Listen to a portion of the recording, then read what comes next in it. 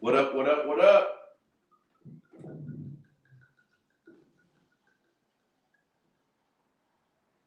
It's your boy Mellow Man Ace, live in the spot, Havana Lounge podcast. Welcome to another week of Havana Lounge podcast. I appreciate you tuning in, tapping in, and all of that. It's been a crazy week, a good crazy. It's been a good crazy week. I'll tell you why. Earlier this week, I believe it was Monday, was able to take part in a golf tournament that was a lot of fun for a great cause. The Emilio Rivera Hispanic 100 golf tournament, a true who's who of Latinos in terms of comics and actors and rappers and news people and all that. And I was very blessed to be invited by Emilio Rivera himself. And, you know, just feels like you made it. You know, your golf game is good enough to get the call up to the big leagues, you know. And so shout out to Emilio for that. And shout out to everybody who was there, from George Lopez to Oscar De La Hoya, Alicia Del Valle. My God, the list goes on. Tito Ortiz. My man Concrete was there. I didn't even know he golfed. And so it's going to be on and cracking. I think I'm going to start getting some concrete money. You know what I mean? As I beat his ass on the golf course week in and week out. My man Razo is here. Razo is here live in the studio today, popping bottles, hanging out, chilling. But that tournament was all the way live. The tournament was all that. I mean, the tequila was flowing on every hole. See or no?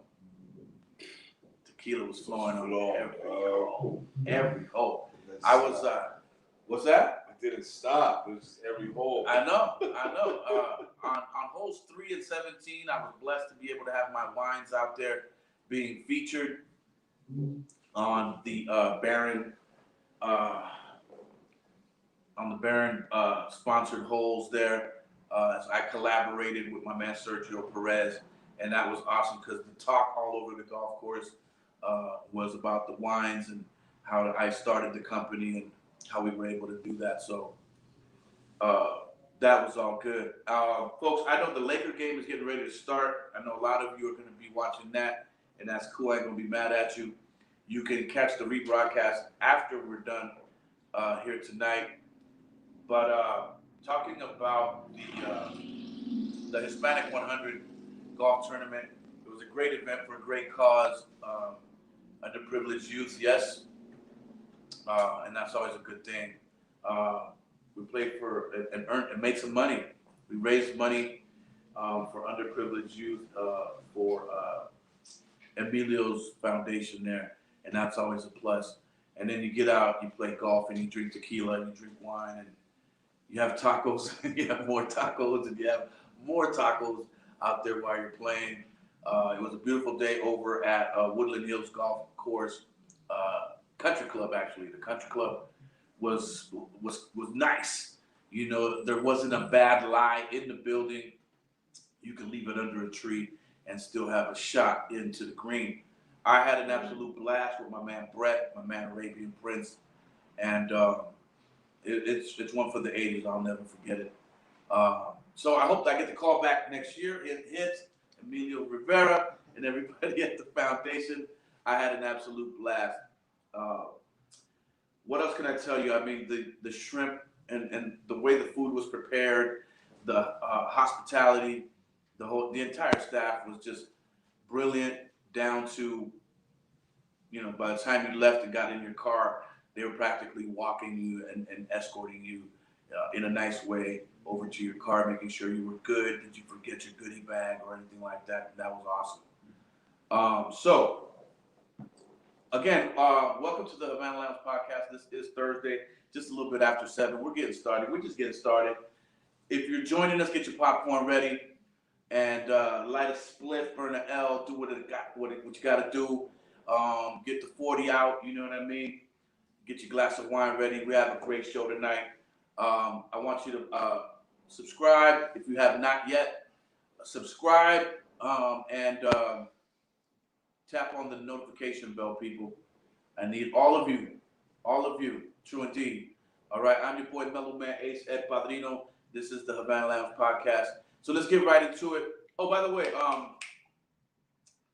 send your super chats and all that if you can. Use your stimulus money and all that. All right, we don't beat that shit up though. All right, I am your boy Mellow Man Ace, and let's get right into it. This week, today, the Charles Schwab challenge started, and atop the leaderboard, if you into golf, is Jordan Spieth and Sergio Garcia from Spain. I believe they are 7 under. 7 under, brother. 7 under. But you know what? It's early. It's Thursday. This thing goes till Sunday.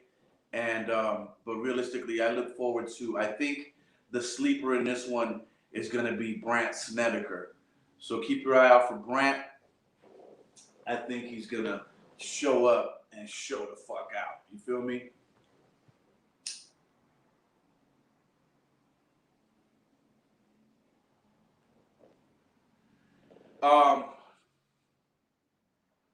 In Major League Baseball, turning the page. In baseball, Major League Baseball right now, in the American League, it's American League East. It's the Tampa Bay Devil Rays on top of the East, and the Boston Red Sox back by a game, I think, and then the Yankees in a close third, and they keep playing seesaw for first place over there in the American League East. In the Central Division, it's the Chicago Cubans on top. The Cleveland Indians are close second, and I believe it's the Kansas City Royals. They're in third, and they keep kind of swapping, but the Cubans seem to be turning it on and ain't fucking around. In the West, it's your Oakland A's atop the leaderboard there. Houston Astros are close second, and I believe the Seattle Mariners are in third place. If you're in Seattle, go rep for your fucking team. Show them some love. It's been a long time since Junior Griffey and A-Rod were over there. I think that y'all haven't even been a mention. You know what I mean? Switching gears to the National League, the East Division, it's the New York Mets, the Philadelphia Phillies, and the Atlanta Braves in that order. And the Mets seem to have a little control of what's going on over there. But again, it's early on. The All-Star break is not till July, so we'll see what happens as the East stacks up there. In the Central Division, I believe it's the Cardinals and the Cubs with the, it could be the Pittsburgh Pirates third. So Milwaukee, right? It's the Milwaukee Brewers. I'm sorry, my bad. So it's the Cardinals, the Cubs, and the Brewers in that kind of arrangement there. They kind of keep playing seesaw and ping pong for first place. But again, it's very early before the All-Star break. And we'll see after the All-Star break is when we start to really see who's got the balls, the cojones to go, to go to length. In the West, in the Western Division, it's the it's the San Diego Padres, a full game ahead of my Dodgers, and of course the San Francisco Giants are all tied up there. They're all bunched in there. It's anybody's race right now. But we Dodger fans know how that shit go. We don't even trip just yet. We don't even trip. So San Diego, I see your man Tatis is doing his thing over there with Manning. I like what's going on. I like what I see. The kid's amazing. Comes from a good stock. And he's definitely a beast when it comes to doing his thing. Yeah, go ahead. And so he's definitely a beast and doing his motherfucking thing. Enough respect to him. But Padre fans, pump your brakes, people. You know what it is? Pods always, they run out of gas at the All-Star break, and then it just all goes downhill from there. Switching gears to the NBA, all the playoffs have started. If your team is in the playoffs, you know what it is. A lot of teams are 2-0. Some other series are 1-1, and so you have today's a lot of game threes going on, especially in the Western Conference. The Lakers and the Phoenix Suns. Something like that. Whoever they are. And concrete is so fucked up. Good goddamn about what's going on there. All right. We gonna take it down. True indeed. The Lakers don't seem a bit worried just yet at all. I can guarantee you this. They're not going out in the first fucking round. Feel me? That's what's up. Switching gears to the UFC, man. A little bit of UFC talk today. John Johnson and his drama that's going on with Dana White. Dana's like, I'm over it. I ain't even, you know what I mean? I think we're done. I'm not giving him that title fight. The other kids fight. And if you follow the UFC, I mean, you got to love what you're seeing over there. There's a lot of beasting going on over there. These brothers bleed heavy, for real. It ain't no joke. So that's what's going on over there. I didn't have time to look into what the big fight is coming up. However, if you do watch it, I hope it is as good as the one they had a few weeks ago when we saw a couple of broken legs. That was awesome. You know what I mean? I'm your boy, Mellow Man Ace. This is the Havana Lounge podcast, man. Switching gears a little bit. This week's wine is from Fremont Abbey, company out of Napa Valley, a 2017 Merlot. 2017 Merlot that I just cracked open. We're going to see what it does live on the air. You guys know I love my wines, and hence the Havana Wines company I have. Woo!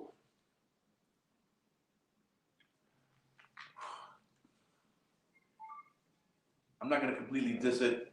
I mean, it is Napa Valley, but it is also a bit strong, a bit tart, and a funky kind of aftertaste there. Pretty nice legs, drips well, but not my cup of tea.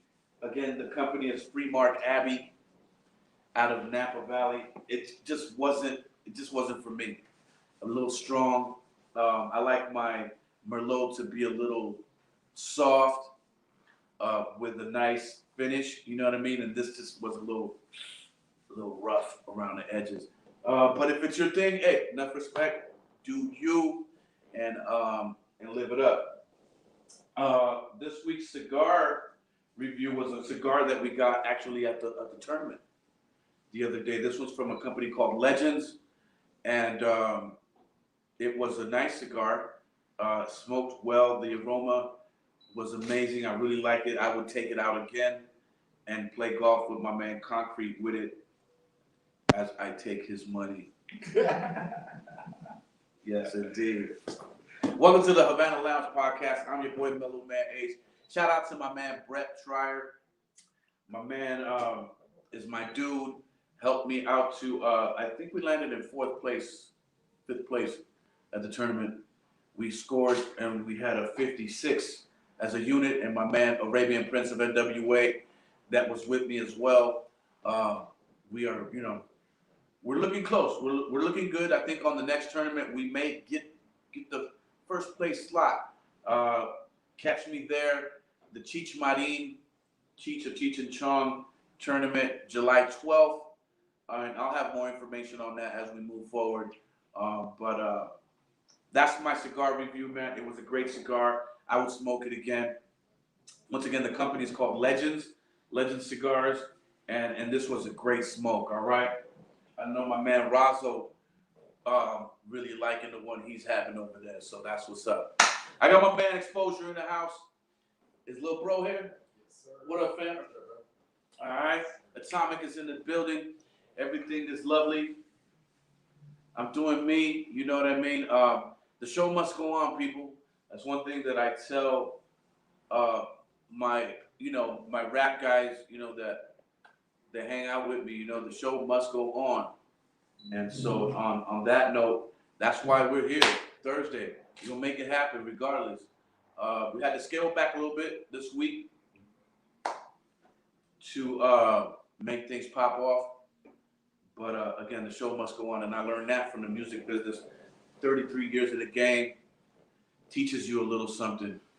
So without further ado, welcome in my guy, the funny, the hilarious, the funniest man on the gram, as I call him, my man Concrete, is in the house. What's good, Mellow? What's good, Papa? Are you kidding me? Shit. Man, as soon as I saw you, it was love the other day, man. Yeah. I was like, yo, man, I'm a fan of yours. And you're like, man, I'm a fan of yours. I was like, yeah, you kidding me, man? You got Mellow Man Ace walking up to you and telling me you're a fan. I'm like, what?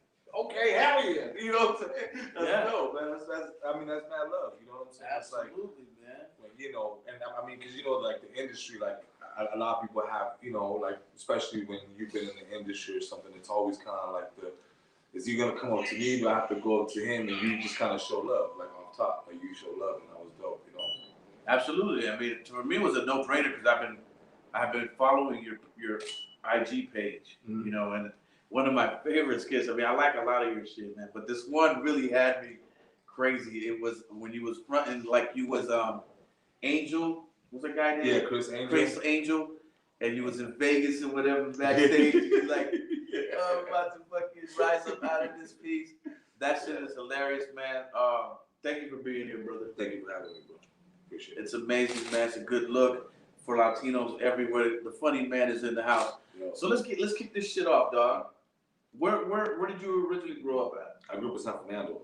San Fernando. The city of San Fernando, San Fernando. Yeah. Yeah, man. I grew up right there, you know. And, you know, not knowing that Hollywood was just like 25 minutes away. Sure. It just seemed like a world away, you know. And I would watch TV, and I kind of lived like, you know, I lived that cable guy kid life where I was just at home. Parents worked all the time, go home from school, and it was like TV, movies, whatever it was.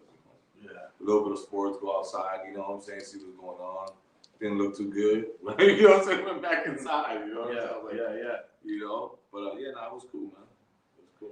Yeah, for myself, there was a lot going on in LA in the 80s, you know what I mean, 90s, and you had to sidestep a lot of different obstacles in order to find your way, you know what I mean, in what the creative circles of shit is, you know what I mean.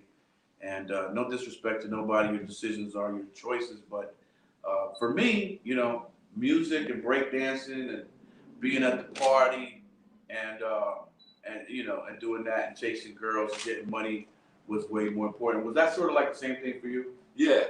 I mean, don't get me wrong. I mean, I got into some trouble, you know what I'm saying? And thank God I learned early. I guess early enough for me to understand, like, okay, this shit ain't for me. Yeah. You know what I'm saying? I got locked up, you know, selling dope and whatnot. Okay. You know, it was early enough for me to be like, oh, this is jail? Okay, nah, this ain't for me, dog. I like to eat good food. I want to see some girls. Like, this ain't it, Jack. Yeah. This is not it. I'm fucking gone. Yeah. You know, I literally, like, damn near hopped off my bed, man, like nobody's business, man, when they call my name. Like, yo, you made bail. Good. We gone. Yeah. Man, I was only there for 48 hours. He made it seem like 48 months. Like I did a bid. No, I was there for 48 hours. Yeah. It was like a weekend. I got locked up on Friday. I got bailed on Sunday. I was like, I am out of here, dog. We're literally about to kick up. I had literally, because I was getting comfortable at this time. I was there for 48 hours. I had met a few friends. I had, okay, cool. Okay, you're from the name. Okay, cool. I know you got. Okay, cool. Yeah. Good. And then, you know, we're about to sit down to fucking watch the Laker game on a Sunday. It was like the 3 o'clock game. Yeah. Or like the 12 o'clock game. And I remember they gave me a little burrito. They gave me a little apple that looked like a grape. And I was like, cool, I'm gonna sit right here and just watch this game. And I remember putting my legs up, putting my feet up, and they were like, Jared, you're out of here. I was like, okay, boys, I'll see you on the outside, bro. Yeah. Like, now, come on, bro. I don't mean to probe you, but now, was that CJ? Was the CJ just local jail? Nah, it was like fucking God's house or whatever right here downtown or some shit. Yeah. You know, I don't know. I'm not really a jail connoisseur like that and shit. Yeah. But I know it's one of the LA jails stuff. Yeah. apparently they said, we're moving you from the fish tank. You know, and I didn't know what the fish tank was, but the fish tank is when they put you, I guess, and there's a bunch of motherfuckers in there, and then there's a window. And the cops are walking by and shit, looking at you like, fucking, you know, man, Hollywood division, man, didn't treat me so well, bro. Say that. You know what I'm saying? Absolutely, man. But yeah, man. So, I mean, would you say, like, right there is when you learn, like, I gotta do some other shit? Yeah. Well, because I was rapping already. I was already doing my thing. This was the time when I was, you know, blessed enough to open up for you a couple shows back in the day. You know what I'm saying? So I was really rapping. I was really heavy into it. And then, it was one of those things where I was like, all right, cool. Maybe I gotta figure out another way how to make this money. What was your rap name, though? Beretta. Beretta, that was you. Yeah, Beretta. So I used to open up, you know, the rock band and the whole shit. That's right. Beretta, yeah. And man, so that was Sean Healy. Sean Healy, man, was the promoter that dealt with you the most, right? Yeah, Sean Healy. So you know, I used to go out there and, you know, fucking hustle on my tickets and just try to put on a good show. You know, like that was my main thing. You know, and I would always ask him like, "Yo, put me right before him. Put me right before. I want to. You know what I'm saying? I want to make sure that like." Motherfuckers are tuning in. You know, they're not over here fucking smoking and taking, you know, bar breaks and shit. Like, no, I want to make sure that they're paying attention. Absolutely.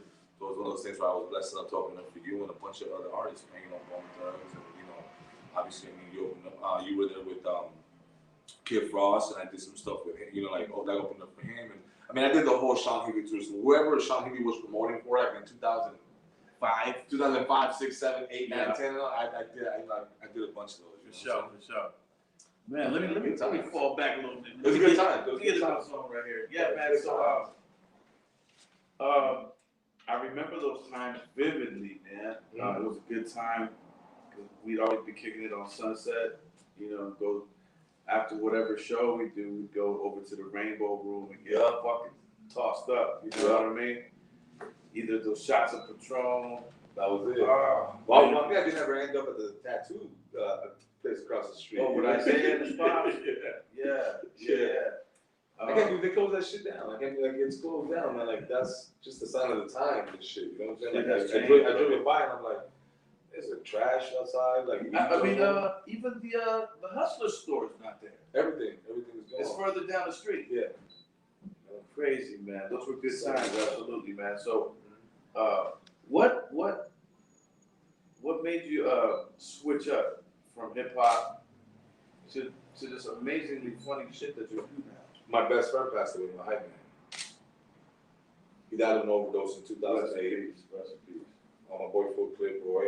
And it was one of those things where I was just like, all right, cool, man. This shit is like, it's getting out of control. I was getting locked up.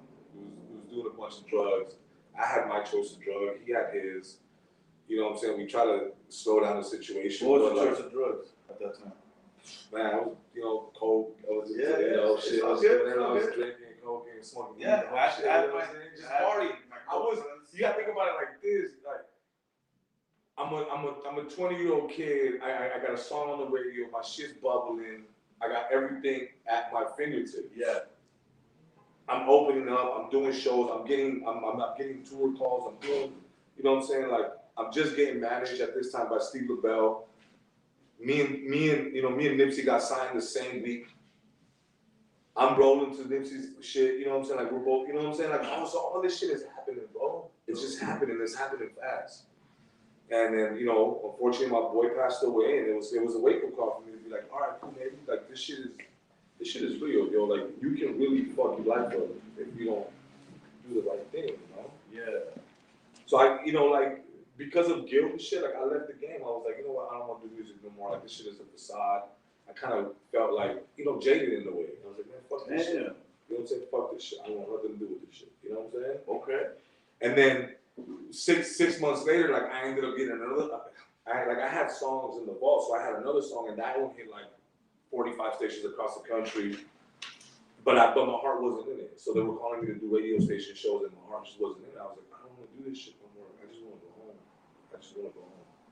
Like that got real. It got real, you know.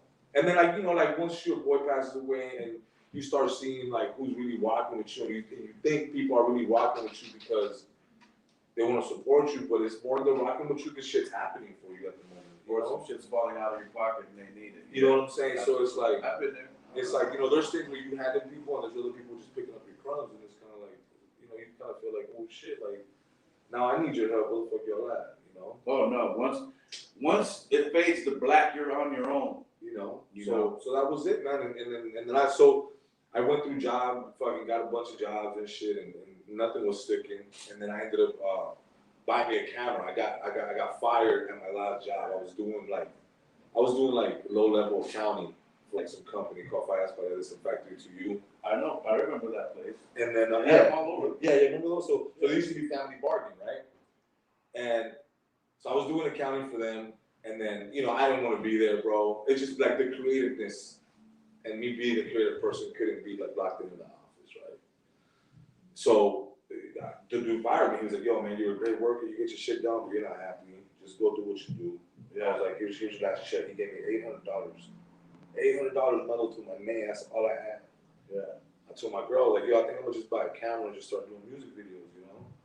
I was doing like radio, internet, like previously a little bit. So I had met a bunch of rappers, and plus all the rappers that I knew in the industry. What year is it? 2011. Okay. So I remember I told my girl, I was like, "Look, I'm gonna just buy a camera with this $800, and then I'll figure it out. I'll figure it out. I know a bunch of rappers, so then I started doing videos for free, bro. Everybody in the mom. I was just like producing. I was just shooting music videos for free, doing small little documentaries and whatnot. Yeah, so one thing led to another. I started getting bigger gigs, and I've been blessed enough to direct for a lot of big artists, and a lot of artists that literally are big now that were nobodies at the time. They were just hardworking artists trying to make it happen, Sure. like up and comers, Okay. And I got a chance to work and see a lot of these artists happen within the last 11 years that I've done it, Did you ever get to the point where somebody said, "Hey man, you had every fucking thing going, and now you leave, and then you want to come back"? Did anybody ever sweat you like that? Nah, if anything, people were always like, "What happened? Why'd you stop rapping?" Like, I still bump your first shit. Like, I still bump your first album. Yeah. And like, I get DMs still now, bro. We're like, "Hey, you look like a rapper named Beretta," and I'm like, "That is I, and I am him." You know what I'm saying? But I'm like, I'm cool with that. I'm cool. Like, I'll do verses here and there and shit, but it's nothing like that, Yeah. So fast forward, like, I traveled the world, what I'm saying? I traveled the world. I seen the camera. I seen the world through my lens, bro. Literally, I was blessed enough to travel the world doing this shit. And in 2018, I was doing a music video here in LA with my boy Sekan. Okay. And Compton Menace. So I was doing a music video. It was a big production. We were down to the last shot, bro. Down to the last shot, bro. And the artists were like, "Yo, let's get one more shot. It'd be dope if we go down to Fairfax district and go to those lights, On Wilshire? On Wilshire, right where they killed Biggie. Right where Biggie got shot. He got shot in the corner. So, I've always had this stigma about that fucking place, right? I was like, I hate this fucking area, man. When Biggie got shot,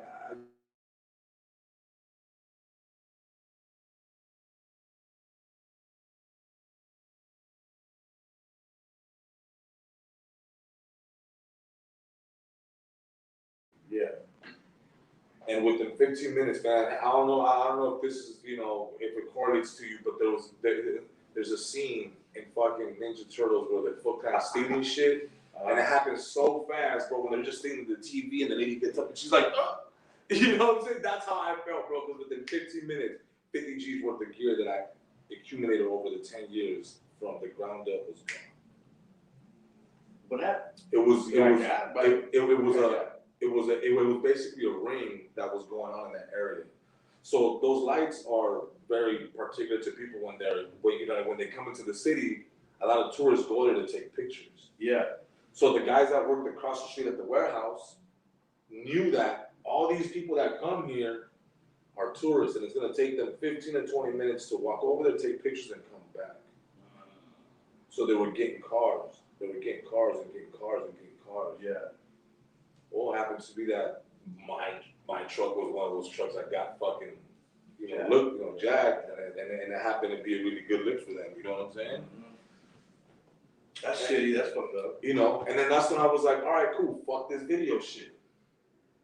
Fuck the video shit. I was like, I don't want to do this shit no more. I don't think I have time. Dude, I have to get all this, my gear again, everything I worked for 10 years, dog. Like, it's just a lot of money you invest, a lot of time you invest, right? Yeah. So granted, I mean, I still have videos coming in, people, you know, but now I have to rent gear, like, I don't want to do that, bro. You know what I'm saying? Like, I had my shit, I had everything, that fucking blood, sweat, and tears, you know? So I was going through a little, again, man, a little sense of depression. It's like, okay, cool, I've worked with so many artists, I've done all this shit, like, what is next, you know? And in between all this shit, I'm acting, I'm getting little roles here and there.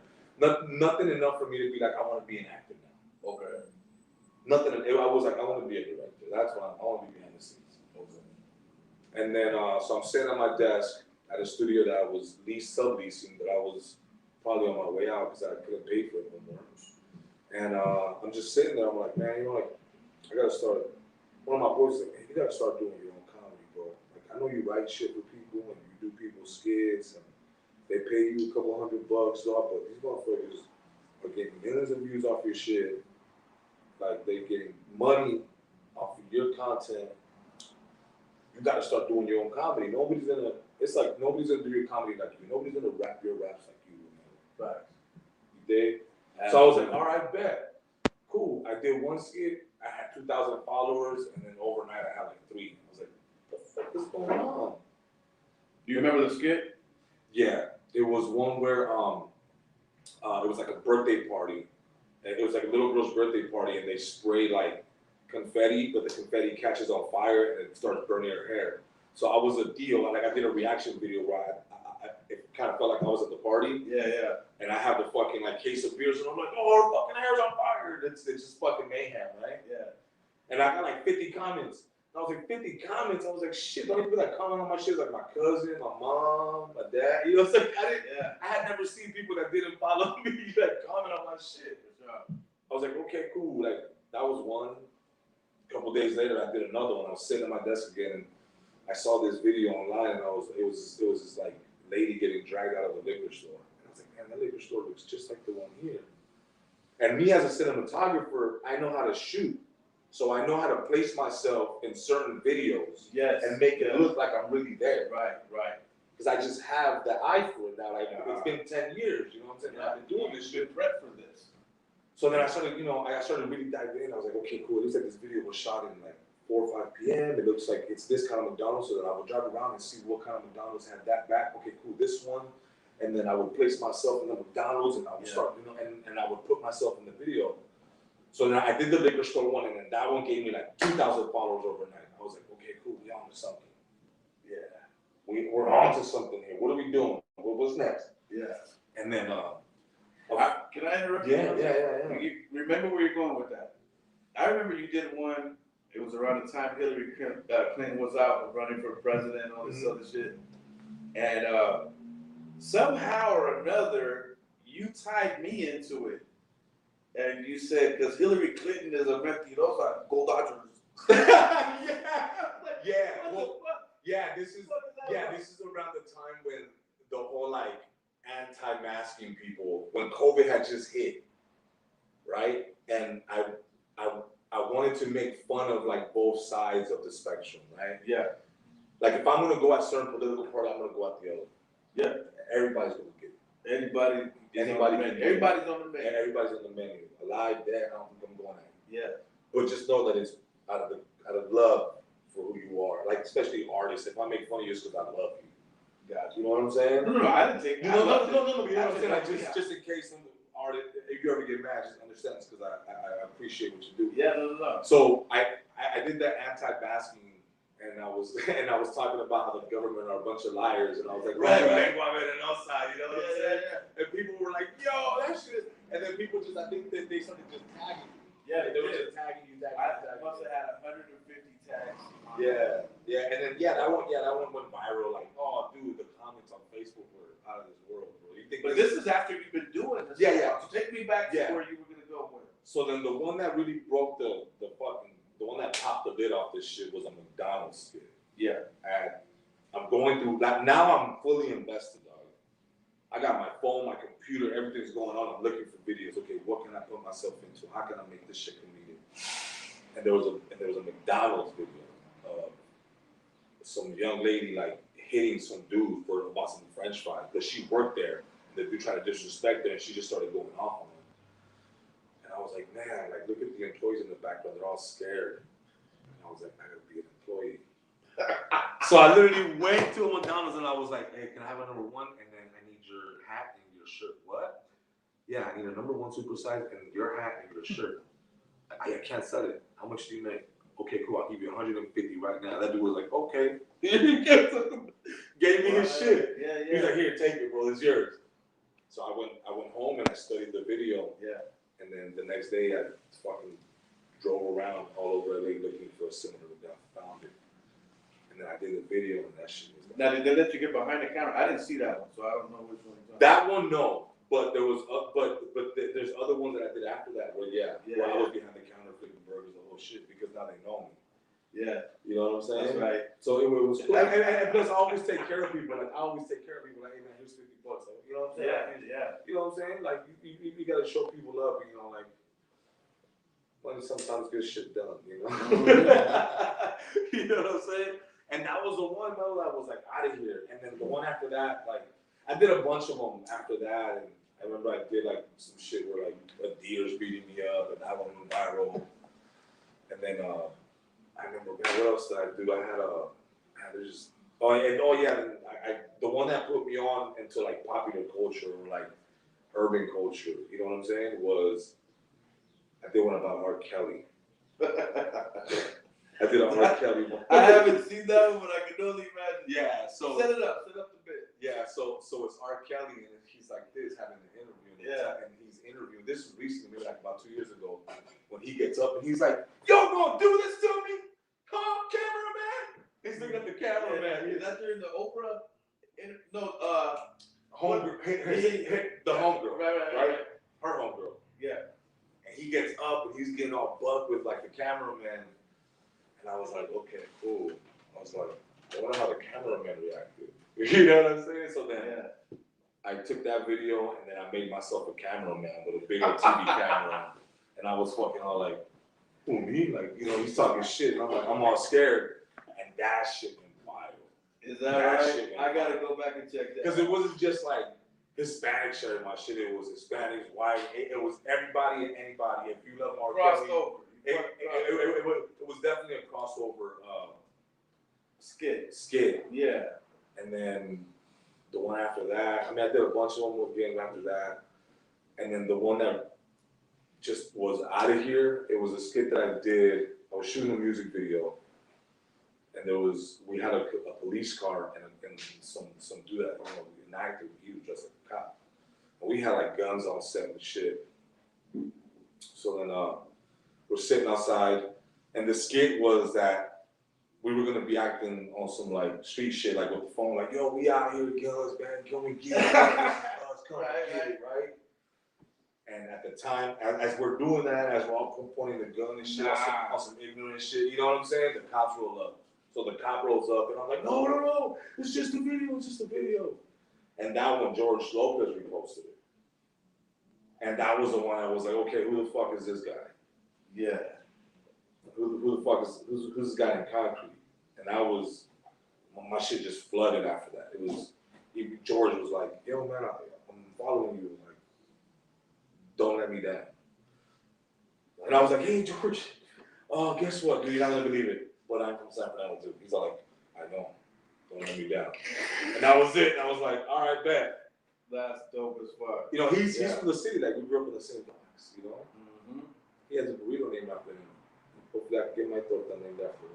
Absolutely. You know what I'm saying? What you're doing, young man, and you're going to get there. You know, you're going to definitely get there. But that's why we wanted to have you here. We want to uplift you, bro. And, you know, if this is your new endeavor, then we want to use this is it. This is it, man. Like, I mean, dog, like, music was my passion, bro. Like, I love music. Like, that's what I love to do. Like, you know, rapping, writing shit, producing records, just sitting in the studio, being in the studio, like, you know the feeling, dog. Like, I love it, right? That's my passion, bro. But, you know, like, and I always say this when people interview me, or I always tell them, like, music was my passion, but it wasn't my calling. Making people laugh is my calling. That's what I'm here to do. You Making people laugh is paying the goddamn bills. Yeah. Well, because that's the whole thing, right? Like when you do something right, like the rest will fall into place. Absolutely. Yeah. And yeah, the checks are being written to my name now. You know what I'm saying? You know what I'm saying? And Absolutely. That's cool. Like if you would have told me 2 years ago, concrete, you're gonna have a Chevy deal because of comedy, I'd be like, get the fuck out of here. Yeah. Right. I'm a Chevy deal. You kidding me? Yeah. How did that come about? You don't have to get into specifics. No, it's all good. You know, I'm gonna full transparency, though. Like, this is a story that I would love to tell because it's gonna highlight people that put me in position to win. I got involved during this whole COVID stuff. You know, I was really trying to help out and then just reach out to people and help, right? And at the time, I was subleasing a house with Baby Batch. He's a real good friend of mine. You know, like I met him through the industry, opening up for him and shooting music videos and whatnot, right? Yeah. So he was like, "Yo, dog, like I was trying to, you know, like he was like, yo, like, man, I think we only got like 30 days in this house, but I think they're gonna sell it." And I'm like, "Dog, but I just moved in like 6 months ago with my kids and my family, and you know, he was only using it just to come in because he lives in Houston, so he was just coming in to just do his work and then he would leave. He wasn't there much of the time, you know. So I was just running the crib, you know. Yeah. And Mellow, from one day to the next, bro, he was like, "Yo, you gotta be out. Like, we all gotta be out." God damn. And this is when COVID's hitting me, bro. I'm moving out. It's COVID. It's raining. I'm moving out, and I need to go buy toilet paper, and there's fucking mayhem at the stores. During the toilet paper frenzy. Remember that? Okay, right? So, you know, like, as a man, bro, it's like, fuck, man, here we go again. Like, yes, I was just right. And now I gotta make a phone call either to my parents or my in-laws. I'm like, yo, man, we need a room. Like, we just need to get this shit together, you know? Because I was like, we don't have enough time to go find another place to fucking stay, dog. You know, and just like everything else, bro, like as a man, you got kids, you got a wife, you gotta put on, bro. Like, you gotta provide. So yeah, like it put me in a little mood. So I was like, I need to refocus. So we ended up moving back to, you know what I'm saying, moving into our in-laws' house. Yeah.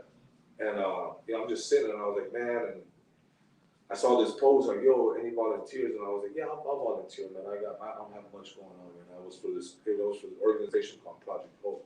Okay. Yeah. All right. So I'm helping them. You know, we're serving the community, giving kids, families food during the COVID time. You know, we're doing haircuts, clothing, all kinds of stuff, man. Really good stuff for the community, man. And they ended up partnering up with Chevy, with AV Chevy, with my boy Justin, from AV Chevy. Yeah. And because of me posting about them, he saw my page. The owner of Chevy, he saw my page. He was like, "Yo, this dude's really funny." So we were doing a community event in Lancaster at his dealership. I was just there, just go support the organization and just do work. Yeah. Just working and volunteer. And the dude comes up to me. I didn't even know he was the owner, bro, because he was like, I've worked at dealerships before, so he wasn't the quintessential owner. He was like, he got tags and he was fresh. He's modern boss. And so we're on the line and shit. We're like bagging shit, groceries, handing them out. I was like, "Oh, what do you do here, man? Like, you sell cars and shit?" And he was like, "I own it." I was like, "What?"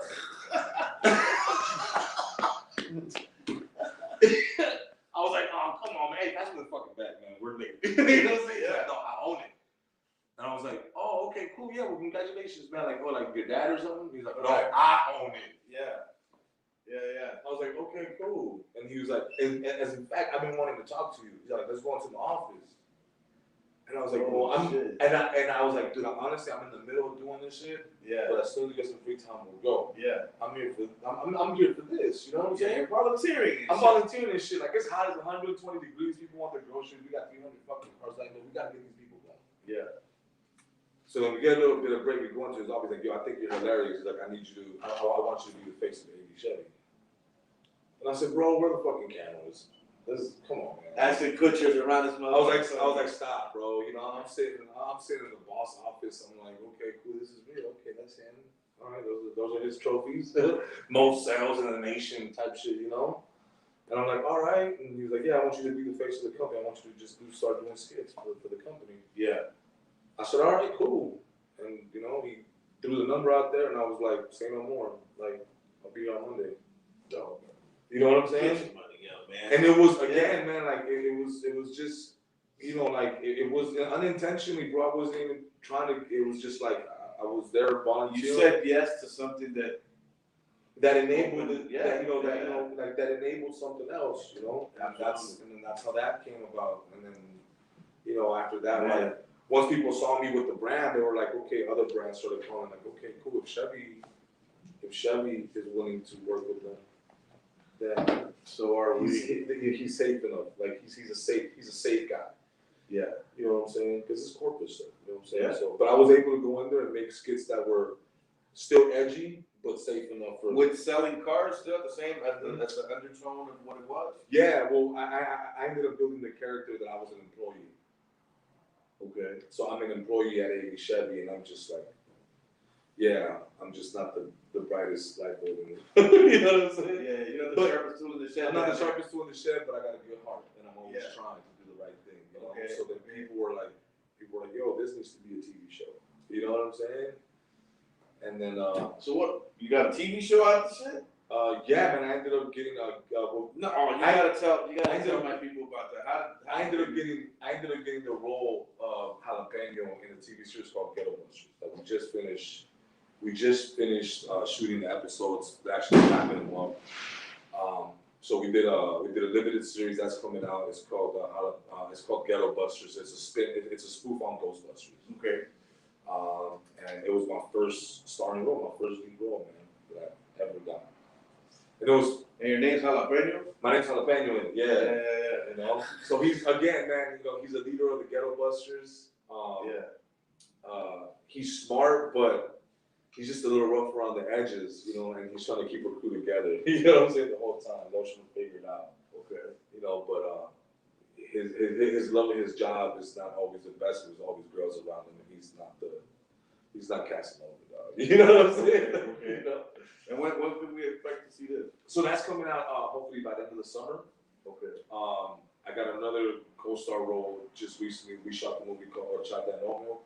Okay. That's with comedian Jerry Garcia, Duno, and myself. And that's like, I'm excited about that, man, because I was able to play a character. I was able to play like 3 characters with one actor. It was just me. So I played 3 different characters. Yeah. You know, and that was. You like acting? I love it. I love it. Yeah, I love it. I was acting one year, man, early 90s, man. And back then, we didn't have all these gadgets and all this shit. So I had to sit in the trailer for fucking 10 hours and then go shoot something for 20 minutes. And then it was boring, bro. Like, yeah, the money was great. It's hurry up and wait. I think I did one movie and then tapped the fuck out. Yeah. You know? Yeah, but now, I mean, I can pass the time now with a tablet, a cell phone. Yeah, you got like, before it was like you just probably sitting there and watching VHS or some shit. No, we didn't even have a VHS. And we were in Miami in the summertime. It was hot. Yeah. I was filming a movie called Only the Strong Survive. It was like a capoeira movie and shit. And I was just playing myself, you know, smart ass in the classroom and this rapper at the benches. You know what I mean? But I don't know, man. Then I auditioned for CB4. And I didn't get that part. And I was like, man, fuck this lame shit. You know what I mean? Like, I'm not going to be up here, you know, I'm Mellow Man Ace, goddammit. I should have already been in that movie. You know what I mean? Why do I got to try out and all this other shit? You know what I mean? Because in hip-hop, and you know, in hip-hop, you get your advance check, right? You go, you do your concert. You're waiting backstage maybe 45 minutes. You go on, you light the shit up. You get your money. You're back at the hotel, hitting skins or drinking or going to the after party. And it all happens like this. And it's back again the next day. Yeah, I was like 10 hours of waiting. Come on, man. I'm used to 45 minutes. Anyway, I tapped the fuck out. Yeah. But so that project is coming out when? That project is, the trailer is done. They're trying to get that out by July 7th. Who's working on that with you? That's Jeff Reyes. Jeff Reyes produced it. LV Division directed it. And that's me, comedian Jerry Garcia, and Duno. And then in Miguel Rivera plays the dad. and I play the Theo. I play the character of Theo Maniacs. Yeah. Yeah. So Yeah. I'm a little Yeah. weird ass uncle, dog. You know. So how do you know immediately? Aside from the fact you guys are both Mexican, you know, how did that come about? I started getting in touch with Emilio when I got my Chevy deal because he has the same Chevy deal. Or he has a Chevy deal as well, and Justin is like really good friends with him. Okay. And I've been around him, and he knew who, like he had seen my comedy and stuff like that, but it wasn't until like I became a part of the Chevy family, and then we started just going to like like the family parties, the events that we just started really connecting, and that's another project I have coming out with him. But that's how I met him, and I've been able to build a good relationship with him. Awesome, yeah, he seems like a really good cat. I really don't know, but he invited me to be in the tournament. Yeah, I think he saw that I get down. I was like, for real. And I had the pleasure of hanging out in Vegas with him and Rudy Salas, rest in peace, before Rudy passed away. And that was real special too, you know what I mean? Yeah. And that's something I'll never forget, man. Really cool brothers, just amazing, talented people, you know what I mean? Yeah, no, for sure. Yeah, no, man, he's really cool, man. Like him, Danny Trejo, like these guys are like mentors to me. Like Danny's, dude, it doesn't go a week without Danny calling me, being like, yo, how you doing? What do you need? What are you working on? Tell me, like, and then I'll tell him, he'll be like, pass on that. Stay on course. You know what I'm saying? Okay. Go for this. You know what I'm saying? And I listen. You know what I'm saying? And Emilio's been the same way. Big homie. Yeah. Like Emilio's been the same way. Like, hey man, you're doing shit the right way. Just focus and just keep going. You know what I'm saying? And that's been cool. Like having these kind of gentlemen in my head and on my shoulder to be like, yo, keep doing your thing. You know? Dope as fuck. Yeah. Dope as fuck. So now, what's your latest get down? Where we at today? Did you play golf or were you in Bakersfield? Well, today I don't want to call it playing golf. I was just more like out there just swinging it, because I'm fresh into it. But I do have a mean short game, and I'm really good with the 52. Man, I could put it in the green from about 100 yards. That's right. I can get that. You know what I'm saying? It's a little 100-yard club. I get on the green really nice. So I went in the morning, had a little business meeting, and then I went to Bakersfield, shot a music video. I was there for like about 4 or 5 hours. Well, because I'm at the point now where I can just show up and direct, and then just bounce. And motherfuckers gotta respect what it is. You know what I'm saying? So it's cool, but so it allows me to do more. You know what I'm saying? Yeah, no. So I make less money to pay people. Yeah. But it also allows me to get shit done. You know what I'm saying? Other stuff that I gotta get done during my day. Get down. Yeah. So I was like, yo, guys, finish up the video. I'm out of here. It's 4 o'clock. I gotta get to my man Mellow Man Ace. So get it. Yeah. You know? And now we're here. My God, man. So that was just today. What does a day in your life look like? Start me off like when you wake up, 8 o'clock, breakfast by 9, brush your cheese, all that shit. Nah, man. What's the day look like? Man, I go straight into the studio, check email, see what I gotta do. Usually I'm just. What is it now? 8 o'clock a.m. Yeah, 8, about 8 for business by 8. Well, yeah, because like I'm up editing until like 2, 3 in the morning. Okay. So I at least gotta get 5, 6 hours of sleep. So if I wake up at 8 or whatever, I'm cool with that. Okay. Sure. And then so I go on there, check my emails. If it's a production week, so what I try to do is that I try to break up my production weeks, right? So it's like I'll shoot for 1 week straight. I'll do like 4 or 5 music videos in that week, and then I'll take another. And how many skits would you do? Whenever I find time. A lot of people think I'm always shooting. Like, nah, bro. Like, I'll write all my shit down, and then I'll do like 6 or 10 in one day. Is that right? And then I just put them separate them, and I just because I don't have the time.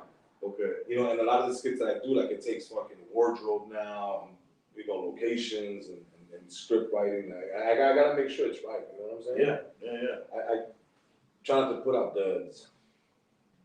No misses. Well, yeah, because it's like people are gonna judge you for your last achievements. This is true, bro. So people are gonna judge you for your last achievements, and social media, bro, with everything moving so fast, people are gonna fucking wait, bro. Like people don't have 30 minutes for you. They're like, okay, you got a skit today? Cool, I got 1 minute. Make me laugh. It's like, let's do it. Boom. You know? So I gotta stay on it. I gotta stay relevant. You know? So now we're at about 9 a.m. Yeah, now we're about 9 a.m. I'm probably get a little light breakfast, and then yeah, man, I start going into my day. It's either I'm editing or I'm moving around the town, like having meetings and shit like that. You know, but realistically, like my day doesn't end until like my phone stops ringing. You know, sometimes it's 1 o'clock in the morning, my phone's still ringing. You know. Absolutely, I know what that's all about. You know, so but yeah, man, I try to fit as much as I can in a day, man. You know, and one of those dudes was my boy Khan that got me to work like that. My boy Khan is arguably one of the biggest Mexican rappers in Latin America. You know, just me and him combined with music videos, we got over easily 150 million views, just me and him on work that we've done together. Yeah. So I remember going to Guadalajara one time. It was my first time going to Guadalajara as an adult. Okay. I was growing up with a Crooked Stilo. I was gonna be their I was gonna be their cameraman for a couple shows that we're gonna do with him. They were gonna open up for him in Guadalajara. So they're like, "Can you roll with us?" I said, "Cool." So they were like, "Yeah, bring your gear." And I was like, you know, cool, little cocky American Mexican going over there. Think I got my shit under control. I'm like, I'm gonna put on. I got my camera. I got my rig. They gonna see what it's really like. Right? So they were like, "Yo, as soon as we land, we're gonna go straight to the show." And I was like, "Cool, I'm ready, man. Like, let's go." You know, I was like, "It's nothing." So then they pick us up in a van. And I was like, "All right, cool. This is Feed a Van. I've been in a van before, nothing crazy." You know what I'm saying? Okay. They were like, "All right," and I was like, "Yo, where's the show?" They're like, "It's at the stadium." I was like, "Perfect. I've done shows at Qualcomm Stadium. They do it in the parking lot." Yeah. I see the setup. Nothing crazy. Nothing. Again, ordinary here. Nothing out of the ordinary, right? Yeah, so then we get to the stadium and there's like just tons of people, and I was like, "Oh shit! It must be like a festival." That's what's going on. It's like a festival, and then these guys are just performing at the festival. Right. Nothing out of the ordinary. Everything is normal. I've been here. I've done it before. Nothing crazy. So then they drive us through the stadium, and now we're in underground tunnels, and people are running after the van. And I'm like, "Crooked Stilo, I know this ain't for you, motherfuckers. Like, what's going on?" They were like, I was like, "Man, you really got fans like that out here? That's dope." And he was like, "I don't think it's for us." We're like, "Okay, what the fuck is going on?" I was like, "This is crazy. Like, it's pandemonium out there. Like, people are." Who else was on the bill? It was Crooked Stilo, and Sekan brought out one rapper from every country in South America that was pop. Okay.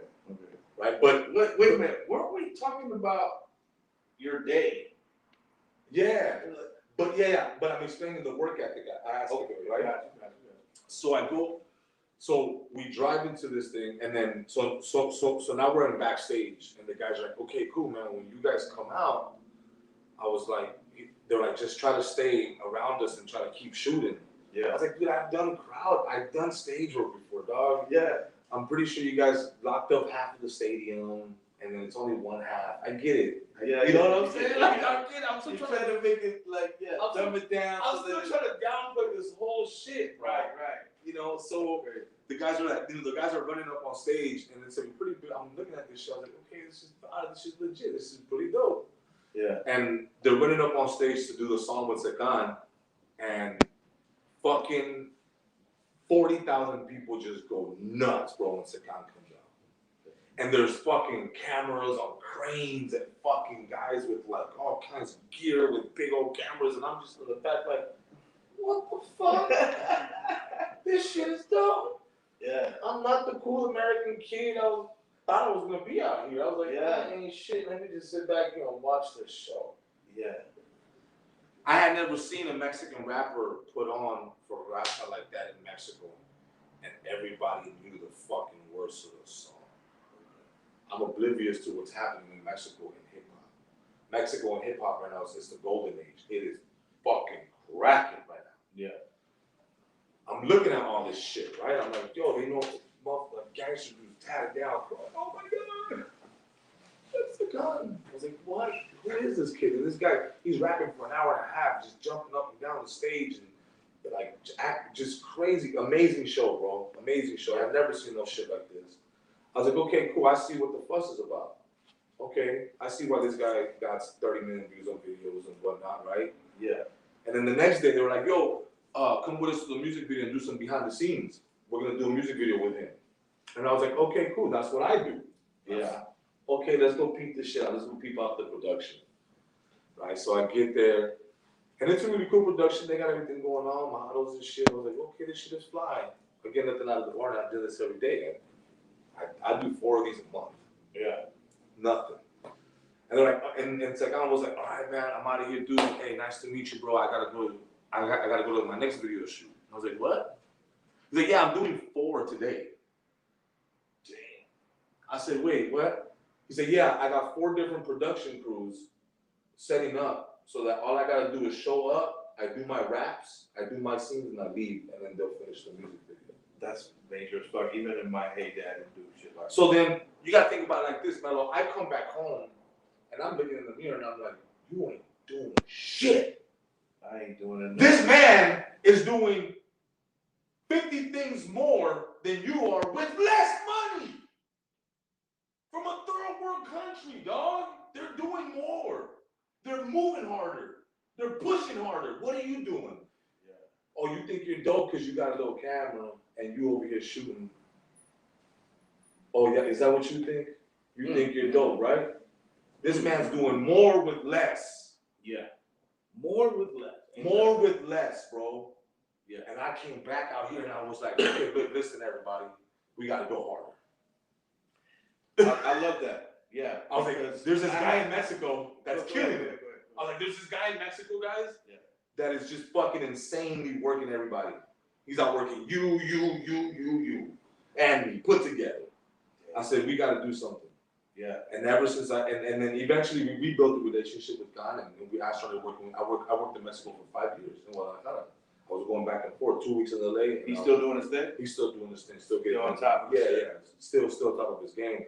But that dude, seeing that man work was like, okay, I get it. So that's why I'm relentless on social media. That's why it's like, it gotta hit, it gotta go. Like, it makes a lot of sense now. You know, because, you know, it's like, yeah, you think of like, oh, you know, my dad, this shit came out here and better for, and which he did, right? Like families come over to live a better life. Yeah. But once you see how really people are working out there, and you be like, and then he made it, and I was like, yo, if this guy made it, and he came from less than what I have, and he's doing more than, I was like, something's not making any sense. It's not the money, you know what it is? It's fucking ethics, bro. It's work ethic.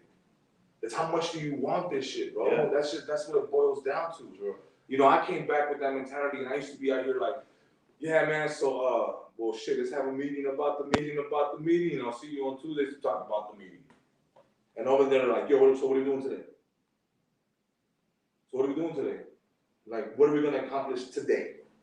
Not what are we going to talk about accomplishing, what are we going to accomplish today? Big difference. It's a big difference, bro. Mm-hmm. And that's how people think outside of this country, because we take a lot of shit for granted. Same 24-hour period. We take a lot of shit for granted in this country. Other people, they don't have time, bro. But this guy, they got 4 videos. And this guy's doing 4 videos a day. So yeah, that changed my perspective on how I did shit. Sure. And how I move. Yeah. You know? And when people see the growth and they're like, oh man, you went from here to here in 2 years. Yeah, but I worked 365. That's a difference. That's a difference. There's no combination. Mellow, you know there's no combination to this shit, bro. No, there isn't. There's no fucking magical potion. No. There's no magical potion. There's no fucking ritual. There's no Illuminati ritual. You're gonna be great. No, you know what it is? It's work ethic, bro. How much do you want it? There's been plenty of proof like that. I know you didn't get put on by the Illuminati, right? I mean, come on, let's just be honest, right? Like I didn't get put on by. It's just work ethic, bro. That's the bottom line. Well, I kind of did, but. Damn! Can you get me on my ass off too? Can you get me on that? No, but you know, that was a different time, man. But yeah, nowadays, you know, cats can really own their own shit now. You know what I mean? And you can own your bits and your skits, and put your price tag on. You know. But I like the ethic and what I'm hearing, and this other guy, you know, who actually showed you the example, bro. You know what I mean? Like, that's hard to find out here in LA. I had a meeting about some other shit, about something I wanted to get accomplished, and the guy, you know, yesterday, and the guy said, because I said, man, I can have the paperwork done by Friday. Oh man, I don't know. Anything I have to move that fast for, you know what I mean? It's like, what? I mean, I don't get it. That's my guy though. No, I get it, you know, but to me, but to me, you know, like the way I just process shit now, I'm just like, look, let's get it done. No, I'm with you on that. I'm the same way. I mean, first of all, I look at a lot of rappers have passed away recently, right? The other thing is, I had heart surgery in 2017, so I'm already knowing we're not promised another date. The fuck are we waiting for? Right, yeah. You know what I'm saying? No, for sure. Let's get this shit done today. Yeah. Let's seal the deal. Let's get this shit done because I can get popped off tomorrow. Yeah, and I understand there's an order of operation, right? Some things may take longer because of legal paperwork. Sure. I get the aspect of that, right? So, like, while they're printing that shit out, I don't sit there for the shit to print out. I send it off to the printer and I'm like, okay, cool. What's the next move? Yeah. That's the difference. It's like, I'm not gonna sit there and watch the paint dry after the accomplishment, dog. I don't have time. Yeah, no. You know what I'm saying, bro? Like, I can't sit there and do it. Like, you know, like, it's funny, my cousins always tell me, like, yo, dog, you don't even, like, celebrate the last shit you did. I'm like, why? I gotta think of the next one I gotta do, because there's a million motherfuckers out here trying to get the shit that I'm doing. And if I wait 2-3 days, bro, there's another dude working just as hard as I am. Real talk. I could be on the golf course and book 3 artists to be on here until the next month. Go hit my ball, get back, and hook up a show. You know what I mean? Line up a show. It's a wrap, bro. I mean, it's all about just moving, you know. I'm not an octopus, but I like to think that I am. Yeah. Yeah. And honestly, I mean, I always have work ethic, right? Like, I always feel like I always wanted shit, and I wanted to get shit done, right? But yeah, definitely working in Mexico put just things on a whole different perspective for me, and appreciate what I have here now a little more. You know what I'm saying? Like, absolutely. Like, I definitely get it. Like, I've shot in some galleys, bro. I've shot in some, you know, in some really, really rural places across the world, and I'm like, yeah, man, like, I gotta get home and just, like, really appreciate that I got the shit that you know what I'm saying? Like, yeah, man. I can go to the store at 3 o'clock in the morning here and get an Advil if I need one. And some of these countries, like, you lucky if they have Advil, motherfucker. Like, I come from Cuba. They ain't got no Advil over there, bro. You got a headache, you just got a headache. You see what I'm saying? So it's like, you know, it's the little things that sometimes us as Americans, whether you're Mexican, but whatever, you're Americans, right? Like, you know, take advantage of this shit. So I'm glad that I got put on. And seeing shit, like, in front of me. So now, what's up with Crick and Stilo? Are they still? Yeah, they're still doing it. Yeah. Are they in Mexico or are they here? No, they're here. They're here, right? Mm-hmm. And your boy, Secan? Yeah. No, he's. I mean, cool, he goes back and forth, but you know, Mexican billboards back and forth. No, because of him, I sat at Rock Nation because Jay-Z heard his record and he's like, I don't know what this kid is saying. This is Jay-Z. I don't know what this kid is saying, but he sounds hard as fuck. Let's sign him to Rock Nation. And we're sitting there like, I'm sitting here like at the Rock Nation, and it's like, I didn't bring myself here. This Mexican kid that rap brought me here. I'm just the fucking camera dude. And we popping Aces. Now, did he fuck around and go ahead and sign with the Rock? Nah. He didn't. Nah, he went independent, which is probably the best move he could have made. Absolutely. I was about to say, I hope he didn't do it. But he took the meeting out of, you know, courage, you know. Out of respect, yeah. That's, you know what I'm saying? You know. Let's hear what they're talking about. He's a businessman, you know, so we sitting around there, but he's one of those guys that he took his whole team in that meeting. He didn't say, hey guys, y'all, I got this. No, he was like, either my team comes in this meeting or I'm not doing the meeting. So we all sitting there, choloed up, you know what I'm saying? Yeah. Like, listening to like all these big heads at Rock Nation, you know what I'm saying? Mm-hmm. They're like, all right, cool, we're done with the meeting. And the next thing you know, we're popping the Ace of Spades at the 40/40 Club. Having a good time. Is that right? You know, look at that there. Look at that. The young next generation really boss hogging shit up. That's dope, man. Tell me this, man. Right before, right when the COVID shit started. Remember that you was telling me about the toilet paper run and the whole shit. When that shit happened, you being the kind of motherfucking grinder, hustler that you are, did you sit down that first time it was cool? But after that second sit down, what did you go like, oh fuck them? As far as to what, like what did you do to get through that? The COVID shit? Yeah. Honest to God, I picked a really, like again, like I mean, going back to as a man, like I get upset when I can't provide, right? So I remember my mother-in-law said something, and I snapped at it. We had a dumbass, because I was so upset, bro, that I was back there. Of course. I was upset that I have to be in this room. I was upset about all this shit, right? And everybody looking at you like a failure. It's like, and they're like, okay, here comes Concrete trying to live the dream again, and it didn't work out, right?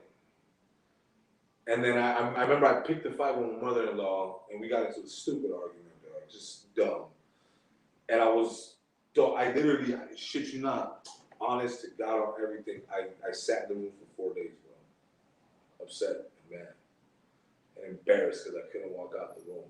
Yeah. Because I was embarrassed. I was like, this lady's letting me live here, and I picked a dumb argument because I'm upset about me not getting my shit together and life happening. Because I didn't make coronavirus, motherfucker. Like, you know what I'm saying? Yeah. She didn't make coronavirus. Just shit happened, bro. And I ended up having the shit into the stick at the time. And Bash could attest to this. Like, it happened to us. You know what I'm saying? This is just last year. It's just that shit, bro. It's life, right? Yeah. And I remember just sitting in the room for 4 days, and then I was like, you know what? I need to do something. And then that's when I started reaching out. I reached out to one of my good friends, Estela Escobedo. She was the news anchor at CBS 8 in San Diego. And I was like, Estela, anything you need from me, let me know. Like, and she was like, yo, you want to go on like Instagram Live and talk about like this COVID shit and how we can help people?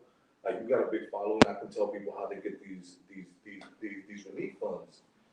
And I said, you know what? That'll be great. So I did an Instagram Live with her, and that was really good because people were like, "Oh man, I appreciate the concrete. I appreciate the information, but like, we need this right now." Kind of sure. Shit, Mm-hmm. And then one thing led to another, and then I was like, I got back on my mojo. I got my mojo back, and I started doing the skits and shit. I remember it was like a month with no skits, bro. Yeah. My shit was dead. I wasn't doing anything. It was from like March to like almost the beginning of May, so almost like 2 months. So I was just on a fucking trying to figure it out. And then I started doing, the volunteering, and I kept doing volunteering stuff and, with different organizations, but the one that stuck with me was Project Hope. I just kind of felt the vibe, and it seemed really genuine. Project Hope, are they the ones that do, they do the events and all that. The events at Children's Hospital? They do a bunch of them.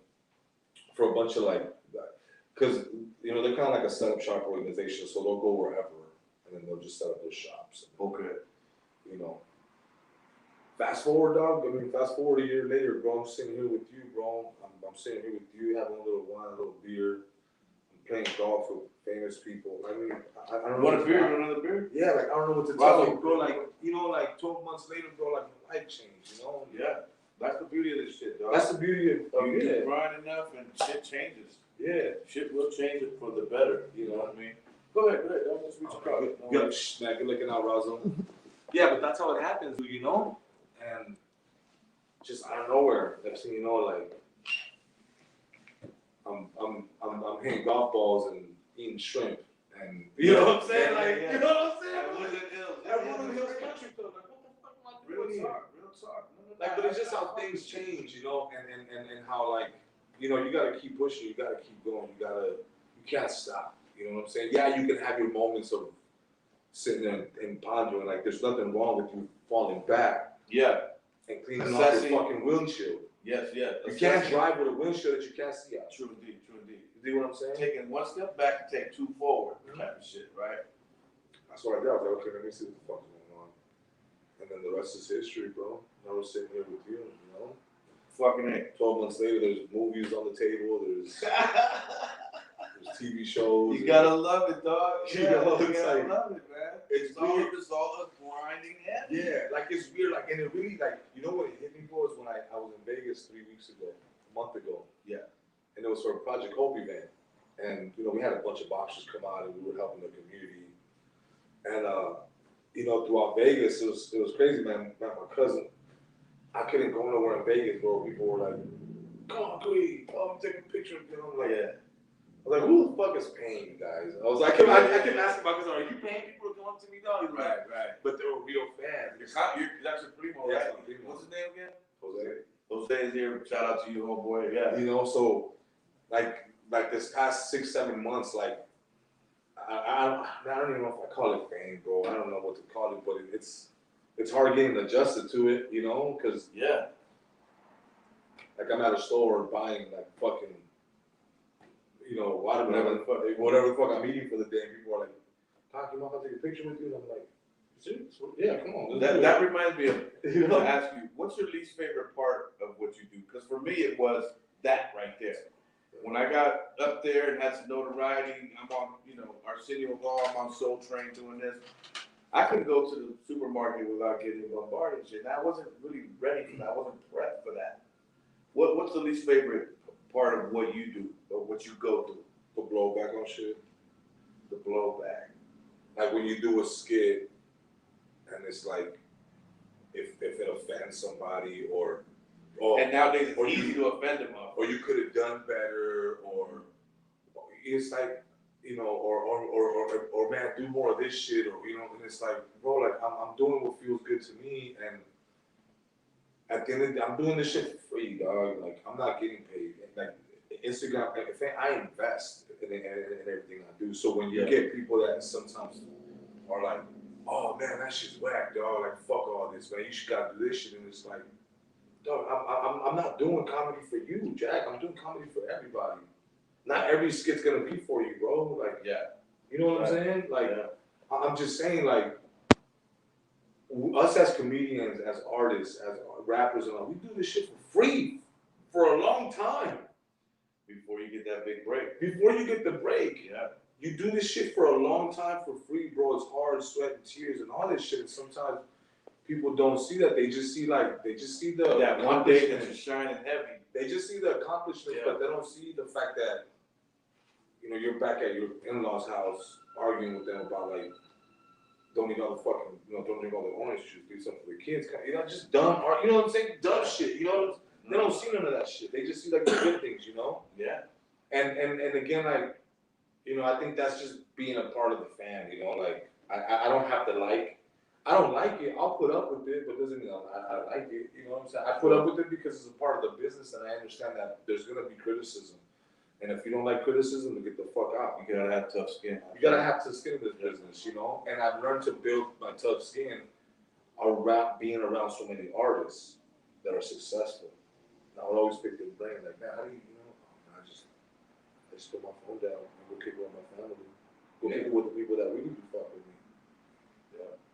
Because I can make you laugh, I can make 1 million people laugh, but not everybody fucks with me. My mom used to say, there's going to be 1,000 people that love you, 1,000 people that hate you, and 1,000 motherfuckers that ain't going to have an opinion either way. You know, you should tell that to me and Send Dog all the time. So that prepped us though for like negative article write-ups and shit like that. And I remember one day in the Source magazine, I got like a lackluster review on my second album, I think it was. And I was like, I think I got like 2.5 mics or some shit, which is hella disrespectful, you know. And I was like, you're like, I got bars, man, come on. Well, I that's not what I said. What I did was, you know, I put the magazine down, you know, and I went at the time and just did some whole other shit, you know what I mean? Got with some homies on Cypress Ave and we went fucking down to the gun range and shit like that, let loose some blah, blah, blah, you know what I mean? Yeah.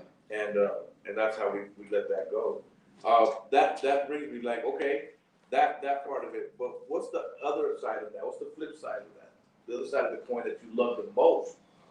When people send me messages like, yo, like the most recent one was like, yo, I just got diagnosed with cancer and I've been going through chemo for the last 3 months, but your videos keep me going up. That's dope. They make me laugh. Those 100% 100 bad comments, that one comment just made it all the difference, bro. Yeah. I forget about the 100 bad comments. That one comment, that one little gesture of somebody saying, bro, like, I'm going through something that's life-threatening, but you make me feel better, like, that's it, bro. I don't have to make no money off of this shit. Yeah. I'm fine doing music videos, but when, you know, like, that shit right there, bro, is priceless, bro. For somebody to tell you that, like, yo, you make me laugh. You know, like, Mellow, like, in life, right? Why do you think people go to meetings, bro? Business meetings, and they have dinner? Because when you break bread, it opens people up. Yeah. When you break bread, when you share a piece of food or something, it just brings people together. And the same thing is when you make somebody laugh. You make somebody laugh, bro, you broke that wall. You got to them. That's dope as fuck. People, you're tuned into the Havana Lounge podcast. I am Mellow Man Ace. This is the one and only Concrete, the homeboy. And I'm having a blast, homeboy, talking to you, picking your brain a little bit. Yeah, you know what I mean? I'm having a great time, man. You good on time? I'm good, yeah. Good. Shit, man. You have any? I've seen some flyers around. Mm-hmm. I think you're opening up some good concerts coming up. Yes, I'm hosting some huge concerts. Talk about it. It's crazy, bro. Again, there's a commercial on the radio. Those commercials on the radio, I haven't even heard them. And it says my name and everything, and I'm like, people are like, I heard you on the radio. I was like, you did? Like, yeah, they said your name on the radio. Like, you're hosting the concerts for Bobby D. Yeah. So I'm doing the Bobby D stuff. You know, he hired me on Boy J Valentino to host his concert. So where can people go see you for that? For those? That's we're doing one in Norco on July 2nd. That's with Stevie B, Lisa B. I mean, just all the freestyle greats.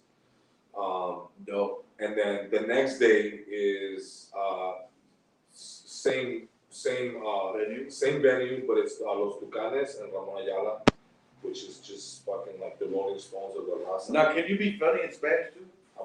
Okay, let's do it. Okay, so Ramon Ayala. Yeah, Ramon Ayala, Tucanes, and then I'm sure there's gonna be a bunch of other. And then we're doing Morris Day. I'm hosting the Morris Day, Morris Day at the time, and I think some other. Maintain Girls, is it? Yeah, it's like quite a few, but yeah. I'm not sure if it's them too, but it's a couple, and that one's in Phoenix, I think Tucson or Albuquerque. Yeah.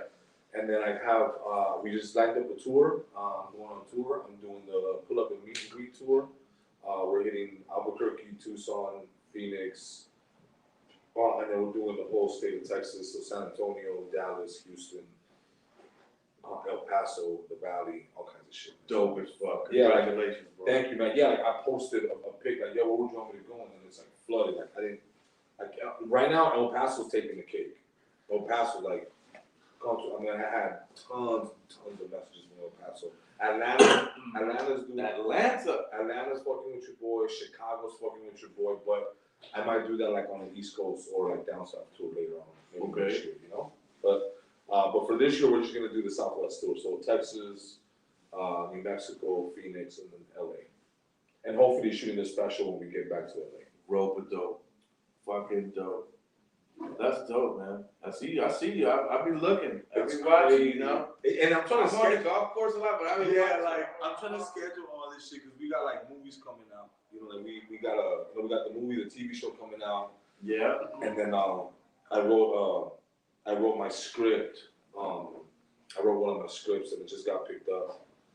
And so you know. Talk about it, yeah. What's happening? Yeah, it'll be super exclusive right here with you. Okay. You're the first ones to hear it. So I wrote a script called Boys in Blue.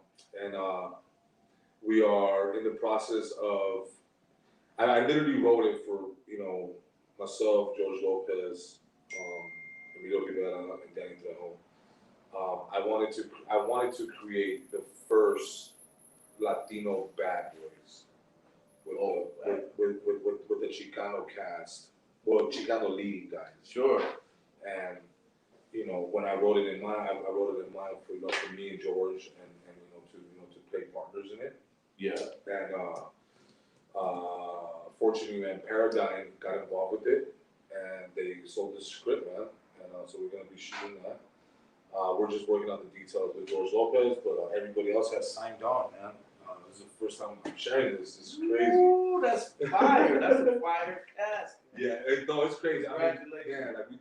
there's been even rumors of like having Eva Longoria on board and just a couple people. And Mellow Man Ace. Come on, man. Stop it, man. Let's get it. Let's get it. But it's crazy. And then so that's fly. So that movie, and then we're doing I just got the flyer today. We're doing the Rebels movie. What's the Rebels movie? The Rebels, the dancing dudes. The dancing. You familiar with this? Yeah. So I'm not up on it. So in the '90s, it was like the party scene in LA. It was like Rebels and Groovers and. It was like the major '90s party scene. Okay, and I did a skit about that. Me and my boy Jed Antona did a skit about that, and that shit went like super viral. It was out of here. The Housers and the Groovers. The Housers and the Groovers, the hard house music, the techno kind of shit, you know. I've seen your skits on that. Yeah. So but your other homie. Yeah, exactly. Yeah. So I started writing the script. I started writing the script for that 3 months ago, and not even 50 pages in, and the movie got picked up. How about it? Yeah. God damn! Look at my man right here. Yeah. I'm so glad to have you here to be able to steal you away for an afternoon of good time, my man. Doing it, and doing it well. That's my man Concrete right there, man. I'm Mellow Man Ace. This is the Havana Lounge podcast. I hope you've enjoyed, the conversation going on so far. I know I'm having a good time. But yo, this is amazing. We've got some exclusive shit here. Mm-hmm. My man, when you see him, throw him that love, show him that apoyo, and lift this brother up even higher. There's always a higher level to get to. And it's a beautiful thing to see our brother, from San Fernando, doing his motherfucking thug dizzle out there, man. What else? What else we got? What else is on your mind? I'm good. I'm good question-wise here. Man. I'm looking, and I'm like, my man's talked about the whole situation. Yeah. And what's going on. Is there anything that you've left out that you want to let people know about? Tell me this. Is there anything you felt like, or that you're doing now that you felt like this is something that I wanted to do back then, but I just didn't do it then, but I'm glad I'm doing it now?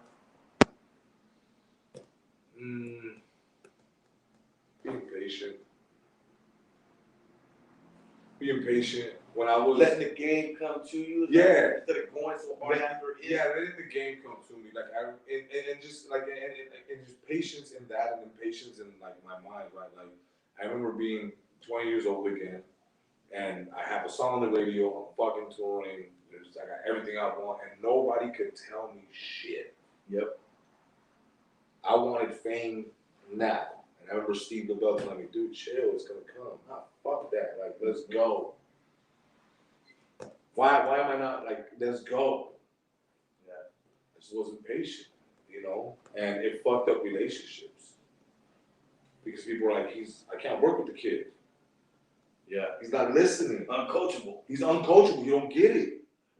You know what I'm saying, bro? I do get it. Yes, so like one thing that I didn't do then, now is definitely being patient, bro. Understanding that not everything happens like that. But now, like I'm glad in the position I am now, and thank God it wasn't then, because I probably would have screwed it. You would have squandered it. I would have squandered it. Yeah, I would have fucked it up. I'm glad I have a wife and kids that have me, grounded and that keep me on the prize. How important is the wife? Very important, man. Yeah, very important. Like she's the one that's like, that ain't gonna work. The honest, ugly truth. I'm just crunchy as fuck. Yeah, she's like, that ain't funny. I'm like, it's not funny. He's like, it's funny to you, huh? Yeah, because you're an idiot, but that ain't funny for everybody else. You know what I'm saying? Because like you grounded. Yeah. That honesty, that brutal. She'll be like, rework it. Yeah. No, come up with another joke. Yeah. Figure the ending out, or tweet this, or whatever. You know what I'm saying? I mean, just everybody in general. I try to keep my cousin, like, he keeps me grounded. Like, he's not a religious man, but he knows the word. And sometimes you need people around you. Like, you need people around you that, whether they're religious or not, common sense and honesty and holding you accountable for your bullshit. Right? Yeah, yeah. It's like you don't gotta have a pastor next to you, but you gotta have somebody with common sense. No. I have that person. She's back there too. Do you think what I'm saying? Yeah, I remember I did the Greek theater. It was the first time I played the Greek. It was about 2 summers ago with Bobby D. And when we got home from the concert, she was like, "The trash needs to go out." And I'm like, "I just killed the Greek to fucking tell me," you know what I mean? And she was like, "I don't give a fuck if you just play fucking the moon. Carnegie Hall, You better take the fucking trash out." You know what I mean? And you need that. You need that. No, yeah, you need that, bro. And that's why I'm happy I'm in the position I am now. Nice. I think God was like, oh, okay, here, let me get this back. You don't get it. Yeah. No, if I give you this shit now, you're just gonna fuck it all up. So let me just I'm gonna have to rework you. You're on the bench for 10 years. That's the way the game is too. You get out of line sometimes. Oh yeah. You know what I mean? Yeah. It's unforgiving. Immediately, the aura of creativity when you're in the place of creating checks out of mere creativity. Oh yeah. You know, it's not like you have a 9 to 5. You know, where you know the check is coming, and anyway, you know the check is I don't coming. think that's what it is. Yeah, sounds like fireworks. You know the check is coming. When you live this kind of lifestyle, you got to make sure that you put in the work, creating the skits, creating the project, the album, the thing, the writing, of you know, to feel like, you know, hey, okay, this is gonna come back in the form of dollars and cents. Yeah. You know what I mean? Yeah. No, I mean, I think now definitely is formulating a plan. Like I've seen, you know, I've been a part of success stories through me being like a director or me being like the guy that's doing this for this company or whatever. So I've always seen how they formulated plots, you know, and you know, you always gotta have people in positions that are gonna help you get to the next level. Like if you're a director, then you need a guy that's gonna manage you to put you out there. Like you need a team, bro. You know, like we really do. Like you need at least 2 people around you that can put you forward. You know, like one thing I've always seen about successful people is that they always have a team around them. Yeah, that's gonna elevate them. You can't do it all your damn self. You can't do it all yourself. You know, obviously sometimes you have to. You know, like I started. Or lead by example so motherfuckers get what it is. Yeah. So like once they understand the vision, they're like, okay, I get it now. You know, because there's a lot of people that didn't see the vision. They're like, yeah, okay, so you quit rapping, then you're doing music videos, and now you're gonna do comedy. You're 35. You know how much I heard that, bro. Yeah, it's like starting to play in NBA basketball. Yeah, it's like that's fucking 35. You know, so like my stand-up bit right now is that I'm a 35-year-old dad influencer. Like it's just weird, bro. My kids don't even. They're like, Dad, you're not an influencer, okay? You're not an influencer. Dad, you know who's an influencer? Fucking so and so, or this kid, he sells toys, and they're like, Dad, you're not. So my kids even keep me grounded. You know what I'm saying? They're like, Dad, you're not famous. That's dope, man. No, but you're about to be, man. You're about to do it real big. We smell it, the gente, the people, the city. We can see what it is, you know what I mean? We're watching. The streets is watching, bro. It's crazy. You know what I mean? And your boy Mellow is definitely watching, man. Yeah, it's good, man. It feels good, man. You know, like right now, like I feel like I'm on the Goliath going up. Yeah, I just hear the clicking. You know what the hardest part is, bro? When you get there, is when it dips down, you know, that valley in there where you're setting up the next project and you're going back on the click, you know? Yeah. I like this part. I like the click. Yeah, I mean, so do I, because it's part of it. I often tell cats, I was talking to a guy the other day, I said, look, man, enjoy what's happening to you, even though shit is fucked up, because it's all part of the process. So you're not seeing what's about to happen. Mm-hmm. You don't know what's going to happen in 3 hours from now, man. You know what I mean? You could get that phone call. You know? So that's the beauty of it is. Folks, I'm Mellow Man Ace. This is the concrete right here in the building, in the place to be. True indeed. How can people find you, bro? Man, you can go to Instagram. You can go to any social media platform. It's just Concrete Live. Concrete Live. I don't know why that's my name. I don't know. I don't know why the live part, but just concrete. Yeah, why didn't you keep it Beretta? Because I don't know, like I don't, you know, it was kind of hard to be a household name, being able to gun. Okay. You know, I want to appeal, like I wanted to appeal, you know, like the real reason I went, the real reason I went away from Beretta and into concrete, it was around the same time that my boy had passed away. And you know, I felt like after I got, well, I never really got over it, but once I understood and accepted his death, all right, accepted his death, it was like I grew, I hardened like concrete, and I was able to build a platform from there. You can't build without a solid foundation. You hear that, kids? You can't build without a solid foundation. And that's why it's concrete, because now I feel like I can build on this, and I'm building, and the only way is to move up from there, you know? And I know it's kind of like, you know, I'm just kidding, dog. The Rock was taken, so I just said that. You really had me bite into that. No, I'm kidding. No, but yeah, that's gonna be why, man. And I was like, what is gonna be the most off the wall name? And I was like, concrete, you know. I doubt it is definitely stuck, man. It has definitely stuck, and the people have gravitated to it, man. We love what you're doing, brother. And so keep it up, man. Thank you, brother. Keep it up, man. Thank you for your time, man. Kidding, man. I'm sitting right here with you, like you'll forever be on the Mount Rushmore. Dude, my God, man. Thank you so much. Like, dog, real talk, dog, I don't mean to blow your head, but you know what I'm saying, dog, you're gonna be on the Mount Rushmore forever, like if somebody puts on a hip hop documentary, right? About Latinos, because I definitely ain't on Mount Rushmore. It don't matter though. But it is written, bro. Like they can't erase history, bro. That they cannot do. No. And real, you know what I'm saying? Like the real ones know. Like we all know what you contributed to hip hop. Thank you, sir. Regardless whether they accept it or not. Like I think, you know, you contributed. You brought in the Spanish lingo with the English rap. Like that was to me one of the first songs that I had ever heard anybody do that. Absolutely was. Absolutely. You know what I'm saying? We're not here to talk about me or But that was no. Hey, check this out. But you gotta give the man his flowers now. So congratulations on all your success. No, I appreciate you know what I'm saying, because I just don't want to get all all on the show right now. But I'm good. You good? I'm chilling, dog. Let's get it. I'm good. We good. Yeah. We supposed to. You good? Yeah, I'm good. I'm supposed to crying and shit. Razzo, you good? Hell yeah. You had a good time? Yes, sir. Good deal. I have too, man. I'm Mellow Man Ace. This has been Concrete. It's been a fabulous hour and a half with you. Chilling, chopping it up, knowing what you're up to, man, and where you're going. Join me, people, next week when my guest will be my man Crazy Bone of Bone Thugs and Harmony.